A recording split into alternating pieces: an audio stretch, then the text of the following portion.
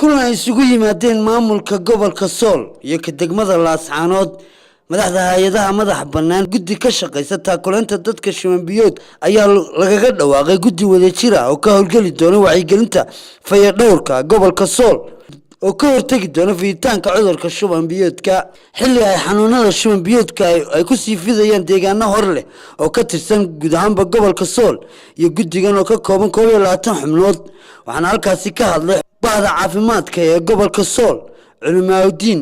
قدوا يسكحوا القانتي وحق قبشة كورتك حنون كشون بيوتك كد اللي عدي قالنا كترسن قبل كسول مي لو كنا يدوي توانك وحى شركة دعي حرطة معملك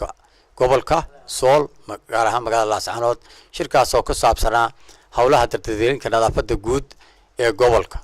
يولي بديجانا دي كترسن قبل كسول أو كل عايشون بيوتك كنت إله باب محله waxaan naga wasaaradda caafimaadka guddiga wasaaradda caafimaadka Soomaaliya gudoomiyaha ka codsanay in la sameeyo kulan lagu hortagayo nadaafad xumada magaalada iyo xog wareysi ku saabsan balxaramihii dadkii jiifay waxay ku sugan yihiin saako ay bishtay 6 iyo qodob saddexaad oo raaca ahaa in la daweeyo biyaha soo galaya oo ay maamul gobolka ka xanimeen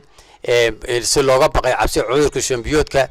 ayna joojiyeen meelihii ballayada iyo dhulkii laga soo dhaaminayay in loo sameeyo in la daweeyo biyahaas iyadoo la daweynayo booyadaha soo qaadaya si dadkii loogu fasaxo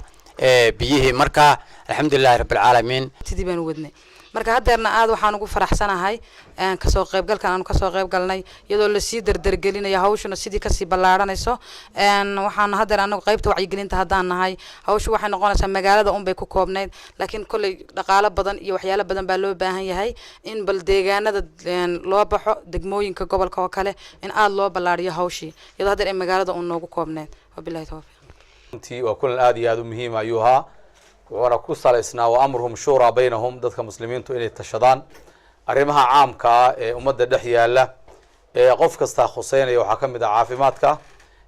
رنتي ما دام قبل كميلا كم إذا وحنون كان شو بيوتك وكبروا ضدنا يكون انتين قرمت فرا بدنا لقيس ميي أرنتها سوايسك كاشتين دمان رنتي وعيها مقالة أردن قبل كا آدي آد بان وقول رنتي دعيني نعد كسوك غيب قاضتي ولنا وحان إن شاء الله تعالى لنا هاي runtii baahidii maadaama dadku ay xaalad culus ay soo mareen wali baahidi wasideedii jamiica gobolka Sool iyo waliba duqa degmada Laascaanood ayaa iyaguna kulankaasi gabagabadiisa ka hadlay iyagoo xuseen guddigan ay muhiimad u tahay bulshada sidii wax looga qaban lahaa fiditaanka cudurka Shumbiyoodka gurigiisa iyo meheradiisa iyo aagiisa uu nadaafadeeda ilaaliyo nadaafadu kulli diintu in badan bay ka hadashay waa iimaanka barkeed haddaad qashin iska dugsato guriga saxadiisa aad hagaajin weydo adna xanuun baa ku dhacaya dadkii kalena wuu ku dhacaya marka dadweynaha waxa kula dardaarmaya qof walba goobta joogto noocay doontaa noqotee iyo wixii aagaaga nadaafadeeda inaad ilaaliso aad cidna ku halayn adigu aad muxuu ahaa iska ilaaliso oo nadaafadii ilaaliso dhammaanteedna gacmaha qabsano oo hawsha ka wada qayb qaadano baa loo baahan yahay guddigaasina idinka ilaahay kaloorinta mataqaan lagu dari doono bismillaah kariim maalmaha soo socdana waxaan ku dari doonaa kantarada geyn doonaa daawadii kaloorinta wasaaradda kheyraadka biyaha ay soo dekeenayso bismillaah kariim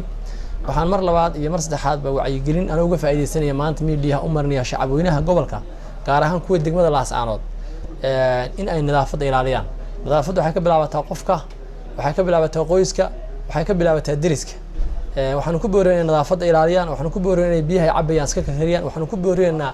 inay mataqaanaa talaabooyinka laga hortagi karo mataqaanaa wax kasta oo xanuunada faafa ay qaadaan maadaama ay tahay mataqaanaa ay tahay xilliga roobaadka waxaan halkan mahad gaar ah uga soo jeedinay Ilaahay ka sukow cid kasta oo hay'ad noqoto ama ha noqoto urur maxaan ha noqoto gaar ama ha noqoto baha saxaafadda ama ha noqoto midowga dhalinyarada وبرخد عمر أحمد البانت قرن كجمهورية الصوماليلان Laascaanood